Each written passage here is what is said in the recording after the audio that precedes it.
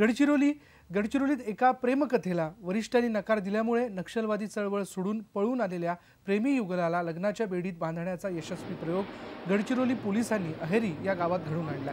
आम्ही केवळ गोळ्या चालवत नाही तर हळूवार मनात आकार घेणाऱ्या प्रेम भावनांचीही दखल घेतो हे पोलिसांनी नक्षलवाद्यांनी दाखवून दिले। एटापल्ली तालुक्यातील नैन गुंडाच्या संतोष केडीकेलला हा नक्षलवादी चळवळीत काम करत असताना त्याची निर्मला उर्फ शांती कुडियामीशी ओळख झाली। 4 वर्षांपासून नक्षलवादी चळवळीत असणाऱ्या निर्मला आणि संतोषच्या भेटीचं रूपांतर प्रेमात झालं, पण माओच्या विचारात आणि क्रांतीत प्रेमाला स्थान नाहीये, त्यामुळे या दोघांनी चळवळीतून पळून जाण्याचा निर्णय घेतला।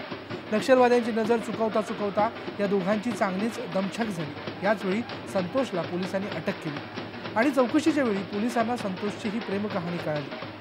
गडचिरोलीचे पोलीस उपमहानिरीक्षक रवींद्र कदम आणि पोलीस अधीक्षक सुवेज हक यांनी आत्मसमर्पण योजनेचा लाभ या दोघांना देऊन त्यांचं थाटामाटात लग्न लावून दिलं। यासाठी लग्नाचा सगळा खर्च पोलिसांनी केला।